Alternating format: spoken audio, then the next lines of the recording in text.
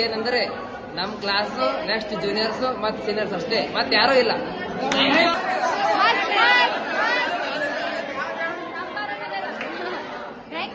College 3 ವರ್ಷದಿಂದ ಒಂದೇ ದಿನ ತೋರಿಸಿರಿ.